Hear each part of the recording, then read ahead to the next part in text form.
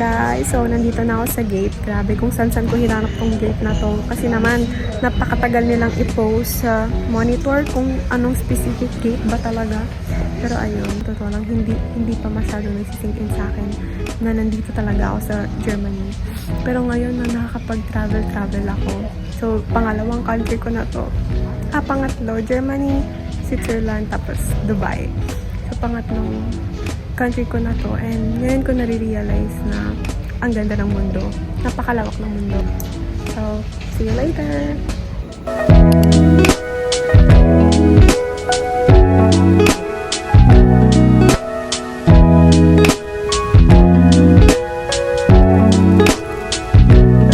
Misafirlerimiz, Pegasus Hava Yolları uçuşuna hoş geldiniz. Uçağdaki koltuğun altına almanızı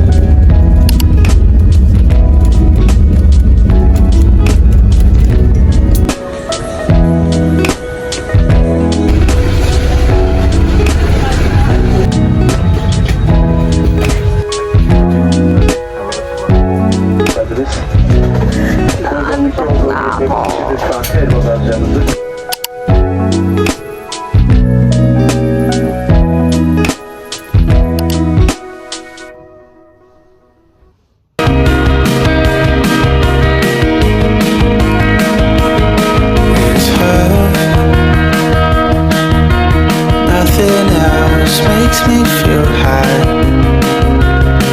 She's like such a So, nandito ako sa, parang milk tea siya, pero hindi ako bumili ng milk tea. So, I ordered mango.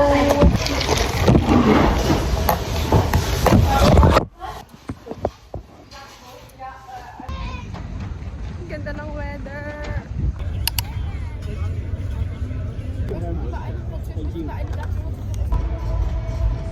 Nightlife in Dubai. So pretty. Tada. Then, ito yung hotel. Yan, yung red. Medyo malamig ngayon. So, parang Baguio ba, ganun. Parang Baguio kapag summer. So, perfect lang yung weather. Pati kaninang tanghali, hindi siya ganun kainit. Ang ganda. Hi guys, so I am now back at the hotel and now I'm fixing this. I love fixing refrigerator, like organizing stuff. So come along with me. Ta-da! All done! We fruits, veggies, yogurts, milk, and so on. Nandito ako sa labas kasi ang ganda ng view. Tapos medyo malamig yung hangin. Kung nasa lubong ng mga Filipino na nagtatrabaho dito. Like dun sa shop kanina, may mga ate doon. Tapos, as in, halos lahat, sa lahat ng restaurant, may Filipino. Hindi madali yung buhay dito. Or saan mang abroad. Kahit anong abroad man yan, I'm telling you, hindi siya madali. Like, as in. Like, ngayon, syempre, nandito ako bakasyon. Oo. Pero at the same time, nagtatrabaho ako kung alam nyo lang. Like, yung mga photos, yung mga story ko, sa totoo lang, ano lang yan, palihim na shots. Kasi kailangan ko magtrabaho. So, pero still, na-appreciate ko pa din na nandito ako ngayon.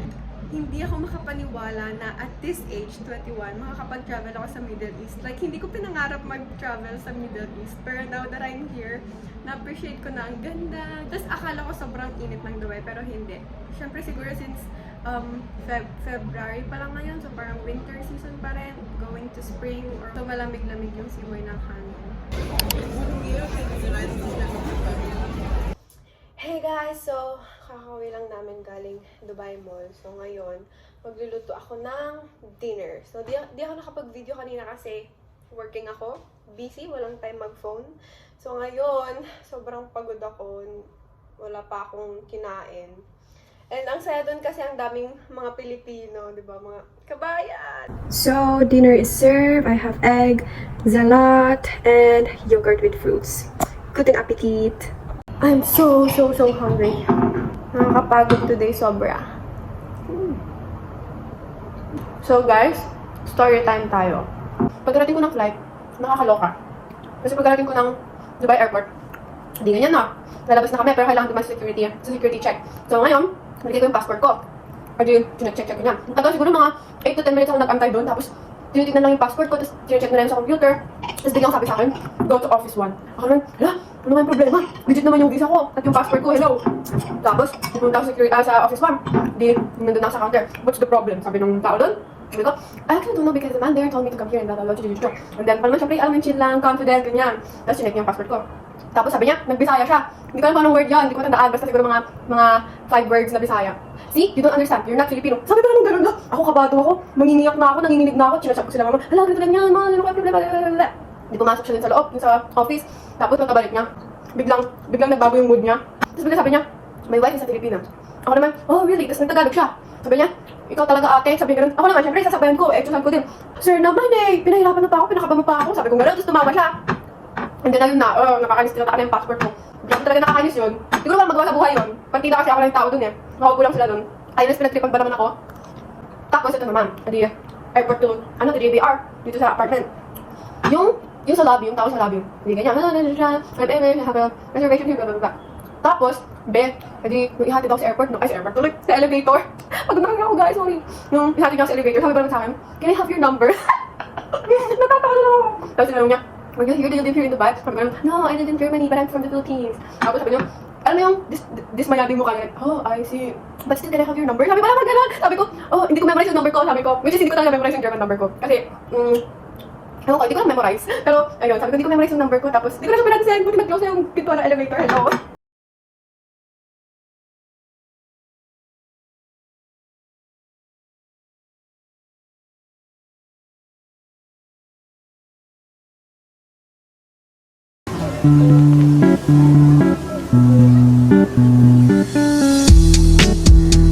Okay, so nandito kami sa safari. Regala kahit naantok.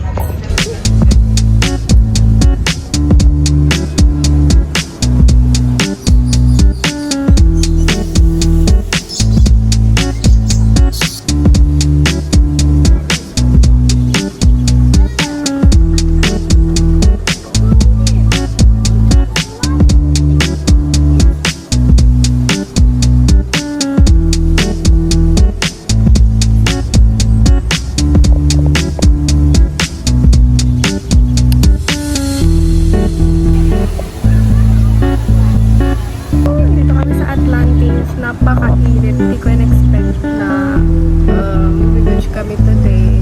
Hindi ako prepared. Wala akong sunscreen. Wala akong swimwear and all. Pero go lang. Init!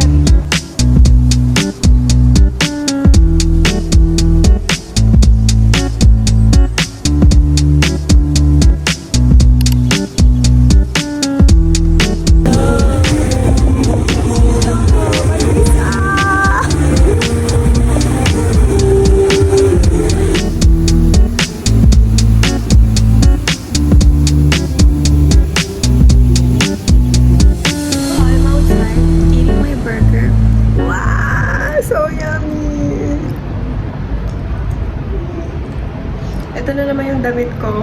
Nilabhan ko kasi hindi yung ibang damit ko nasa labahan pa. So, nilalaba ako mamaya. It's 11:42 p.m. Oh, ito pa lang yung dinner ko. Ang dami. Fresh meat.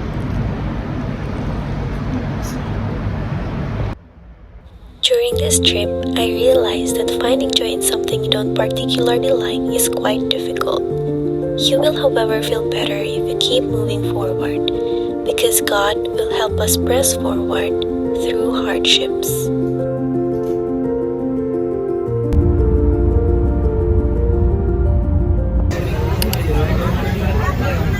I'm talking syncopated breathing in love every evening. Going 3, 6, 5